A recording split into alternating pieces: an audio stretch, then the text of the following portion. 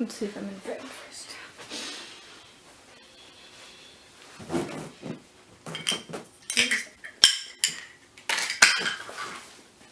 Nope, not in frame. Definitely not in frame.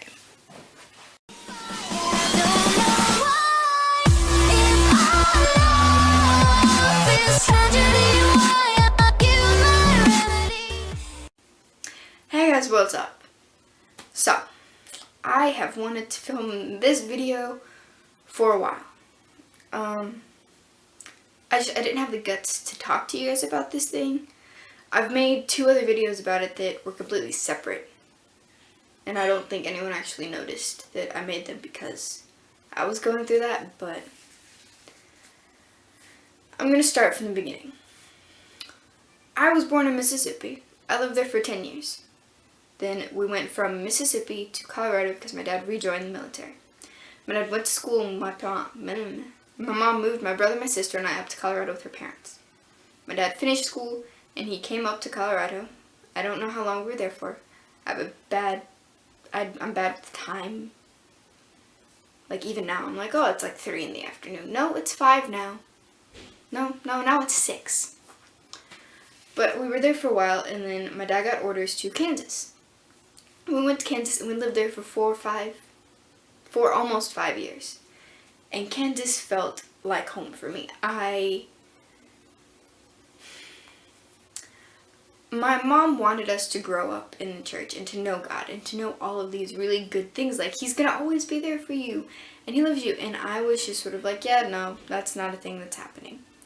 And then we moved to Guam, Kansas. I'm still in Kansas. Then we moved to Kansas. And we started going to this youth group. And in the youth group, the specific youth group we were in, went to this thing called Super Summer. And while we're at Super Summer, I was like, okay, no, I get this thing now. I get it. So then I was like, okay, I've got God. And I just sort of put God over in the corner, and I'm like, I don't need you right now. Like, when I'm upset, you got me. But I wasn't that upset often. Or I wasn't often upset. Whichever sounds better. I wasn't that upset all the time. So I was just like, God, you can chill over here in this corner, and I won't need you. I mean, I'll talk to you on Sundays, Wednesdays, Thursdays, when I have Bible studies, church, you know. But when I don't need you, you can chill in that corner and not bug me. And I think that a lot of people just were like, oh, she's God. I don't know where I was going with that sentence. Might cut that up. But I would put God in this corner and then I wouldn't talk to Him. And so I don't think that it was like revenge that He moved us to Guam. But like in my head, I was like, oh, this is revenge for just putting you in the corner, not talking to you, isn't it? And so then God moved us to Guam. And I sort of, after He did that, I shut Him out. I was like, you no longer exist. I don't want to talk to you. You upset me. You hurt me. There's nothing I want to deal with you. Like, no way I'm talking to you ever again. Which is really stupid, because it's stupid, because you can't do anything.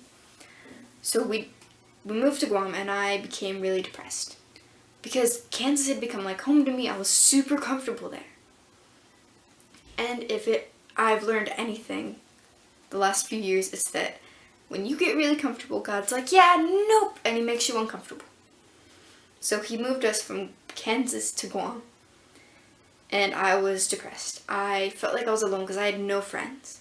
I was a completely different time zone than my friends, and I was just like, I can't even talk to them. And most of the people I wanted to talk to wouldn't talk to me. Like, I'd be like, hey, what's up? And it would be a time when they could answer me, and they'd be like, I've seen your message. And they wouldn't say anything back. And so I was depressed. I felt alone, and I didn't make any friends the first 3 months we were in Guam. And I was like, okay, so this is bad. I have no friends. And there are lots of different things that would make me upset, like, no, that's later. I'll tell you about that later. And I have this one friend, and there's a situation going on in his life, and I completely understand it. But one day I texted him, I'm like, hey, how you doing? And he's like, leave me and my family alone. I was like, great. I have no friends.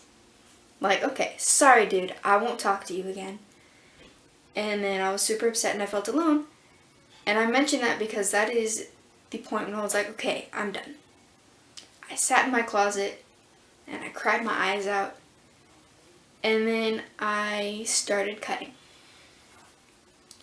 I started cutting because this person, I put more value into them than they had. I put more value into them than they had, or that they needed in my life. And so, like, losing them, like, felt like I had lost a piece of myself. So I just felt really lost again, and I was depressed, and I was cutting. And I was very suicidal. I didn't ever go through with any of my suicide plans. I know that's really, like, I'm like smiling. I'm like, I didn't go through with them, and that's good that I didn't, because I'm here. But I just didn't feel good. And then I told my mom that I was cutting, and she was like, okay, so give me, like, what you're using to cut yourself, give it to me. So I did. And it went by a few months, and I joined, or I wasn't, like, actually on the soccer team, but there was a women's soccer team. Like, it was called Moms or something. It was a mom's soccer team. They had an advanced and a beginners teams, and I was going to play on the advanced team because you didn't have to be over 18. And then they changed the age on me. Like, I had a uniform already, and they changed the age. They're like, you got to be turning 18 this year to be able to play with them. And I was like, okay, so now I can't play soccer. And I just felt like God was like, no, you can't do that. No, you can't do that. I felt like he was this giant bully just hurting me, like trying to do everything he could to hurt me. And then I joined the soccer team. This team was really good. They were nice. Like, the team themselves at practice were nice. But whenever we played a game, they never passed me the ball. I would just be running up and down and be like, I'm open. Like, ball, I'm open. Can you? Yeah, no, you're not going to pass to me? Great. That's good to know. And so they would never pass me the ball. And that kind of made me upset. I feel like it's just turning into me telling you what makes me upset. I've gone off topic. I'm sorry. So I had cut myself, and then I told my mom, and then she took the thing I used to cut myself with. And she was like, okay, we're going to work through this. And she worked through it with me, and then the whole soccer team thing happened, and I started cutting again. Because that really upset me, and I couldn't deal with it. And a lot of other stuff was happening. I've blocked most of it out so that I don't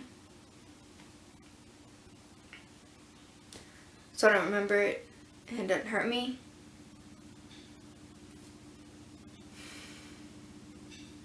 I'm not going to cry. That is not going to happen.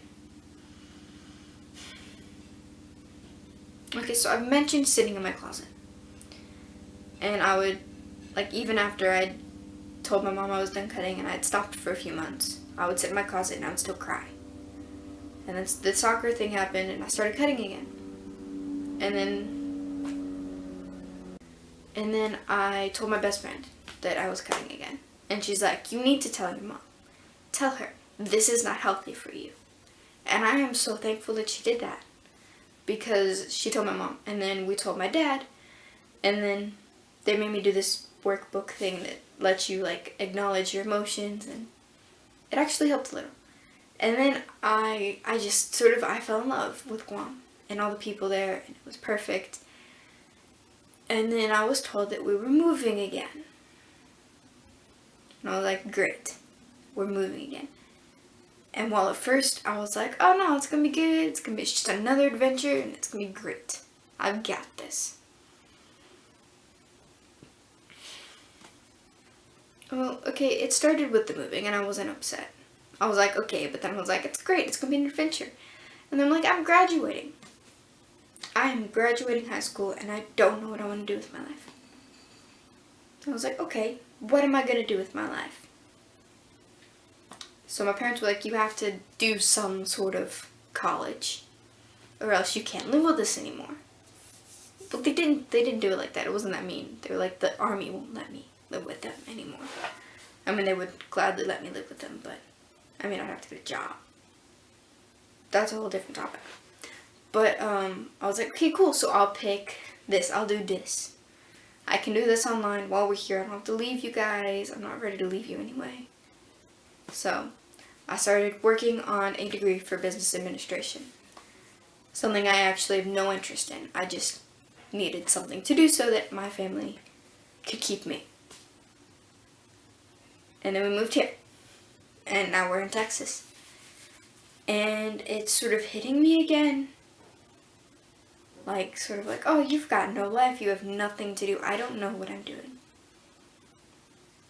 I'm going to college for a degree that I don't want. I'm looking for a job that I probably won't get. And we've decided that we're going to this church that's huge and scares me. Like, they have at least 1,000 people. Probably more going to this church. And I don't know what I'm going to do with my life. And it really scares me.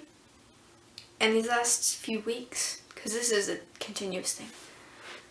Like, I've been looking for jobs and I've been applying places, and I've only heard back from a few places. And I'm fairly certain that I did not get a job today. But I still have other places to look, and that's fine, because I will get a job eventually. I hope so.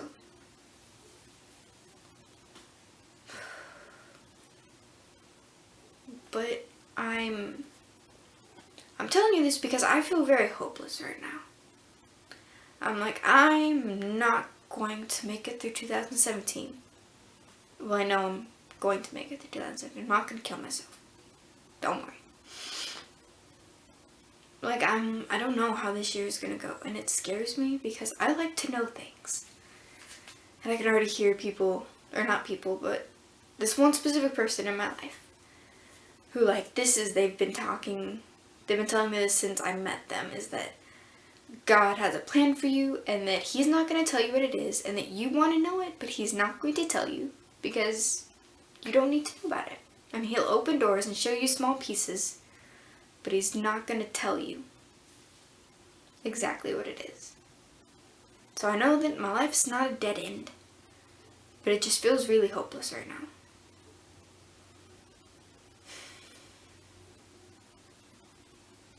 I wanted to tell you guys that because I know that I'm not the only person who feels hopeless. Like, there's a million people out there who feel hopeless. And I know that I'm gonna get through this. I don't know where I wanted to end this at.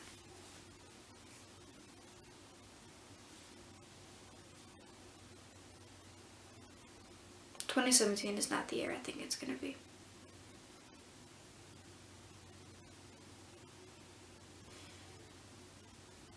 See you guys later. Bye.